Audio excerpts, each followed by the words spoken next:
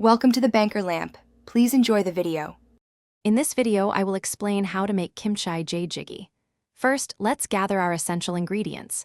You'll need about 2 cups of well-fermented kimchi, as its sourness is key to the stew's depth. For protein, 6 ounces of pork belly or firm tofu works wonderfully. Don't forget 1 onion, 2 green onions, and 2 cloves of garlic for aromatic flavor.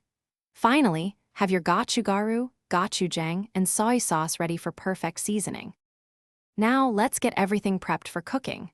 Start by slicing your pork belly into 1-inch pieces, or if using tofu, cube it neatly.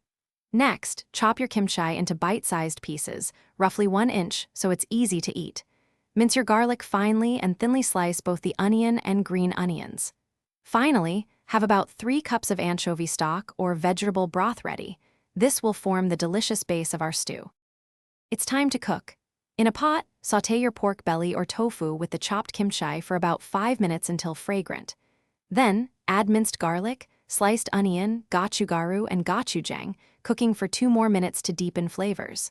Pour in 3 cups of broth and soy sauce, bringing it to a boil before simmering for 15 minutes.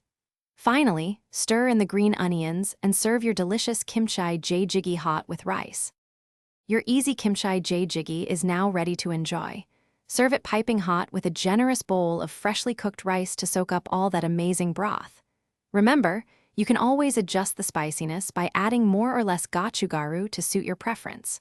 Also, for some great deals, including the darn tough socks mentioned, check out the links in the description below. This stew often tastes even better the next day, so don't hesitate to make a larger batch for delicious leftovers. Thanks for watching. If this was helpful, leave a like and consider subscribing. See you next time.